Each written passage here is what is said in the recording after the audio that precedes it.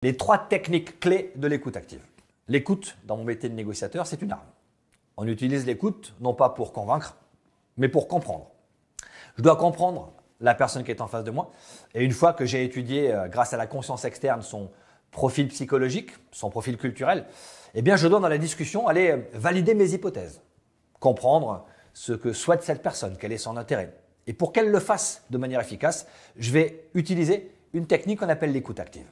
J'ai découvert l'écoute active lorsque j'ai fait ma formation de négociateur à l'académie de Quantico, l'académie du FBI. Nous avions un prof qui venait du Canada, qui s'appelait Mike Webster, et qui nous a expliqué que l'écoute, c'était quelque chose qu'on pouvait organiser.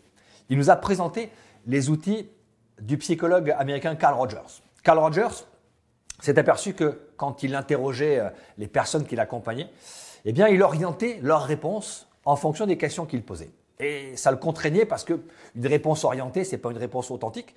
Et donc, il a développé une approche assez simple, mais redoutablement efficace, qui permet d'avoir une écoute non directive, d'avoir une assistance objective et non dirigiste de la personne qui était en face de lui. Donc aujourd'hui, on utilise les principes de base de cette méthode pour créer la relation de négociation en gardant une objectivité par rapport aux réponses qui sont données et une ouverture propice à la confiance. Première technique clé de l'écoute active, la paraphrase. Paraphraser, ça consiste à reprendre les mots de l'autre dans notre bouche. C'est-à-dire qu'on va reprendre, sans paraître être un perroquet qui répète systématiquement ce que l'autre a dit, mais on va reprendre les mots que l'autre a utilisés avec la valeur symbolique de ces mots. Écoutez, je vais vous faire une proposition pour ce contrat à 10 000 euros. D'accord? Une proposition à 10 000 euros, c'est ça? L'intonation que j'apporte va aller chercher une validation. En paraphrasant et en ayant une prosodie, un ton de voix qui amène l'interrogation, eh bien, cette formulation appelle la partie adverse à préciser sa demande et éventuellement la raison de cette demande-là. Donc attention à ne pas trop insister sur la paraphrase parce que sinon on va irriter notre interlocuteur, mais c'est une bonne technique d'accroche qui permet de lancer les échanges et en utilisant les mots de l'autre, je valorise aussi la valeur symbolique qu'il a utilisée. Seconde technique clé de l'écoute active, la reformulation. J'adore cet outil parce que la reformulation, c'est le fait de reprendre les idées de l'autre avec mes propres mots. Ça a plusieurs intérêts. Le premier intérêt, c'est que je vais pouvoir valider que j'ai bien compris ce que la personne m'a dit. En reprenant avec mes propres mots le sens qu'il a voulu donner à sa phrase ou à sa demande, eh bien, je vais valider le fait que je suis bien en ligne avec ça. Je peux ensuite changer le spectre de sa demande. Par exemple, quelqu'un qui dit je souhaite avoir une augmentation de salaire. On peut reformuler par « vous avez besoin d'argent, c'est ça ?» Peut-être que la personne qui demande une augmentation de salaire n'est pas là uniquement pour l'argent, mais qu'elle souhaite être valorisée dans son job et qu'elle pense que ça passe par le salaire. Donc en demandant « vous avez besoin d'argent », je reformule la compréhension « c'est de l'argent que vous voulez », mais j'ouvre aussi la porte sur une autre proposition. Oui, l'argent, mais je veux aussi la reconnaissance. D'accord. Donc l'argent, c'est important, mais la reconnaissance, ça semble aussi quelque chose qui est important pour vous, c'est ça? Je suis en train, par de l'interrogation, paraphrase, reformulation, de clarifier le besoin et l'intérêt de la personne qui est en face de moi. C'est ma technique favorite.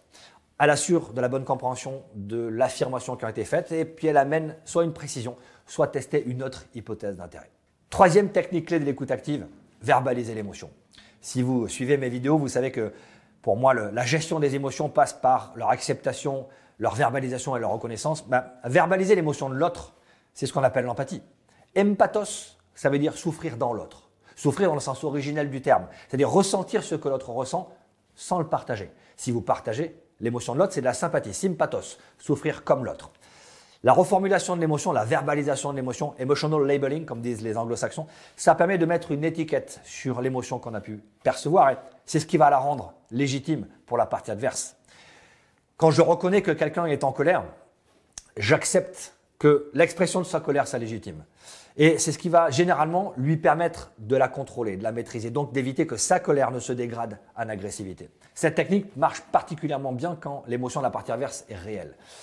Encore une fois, toutes les émotions sont légitimes, les miennes et celles de l'autre. Mais si vous avez quelqu'un qui est en colère, si vous refusez son émotion, par exemple en lui disant « calmez-vous », vous allez certainement faire monter sa pression émotionnelle et ça va devenir de l'agressivité.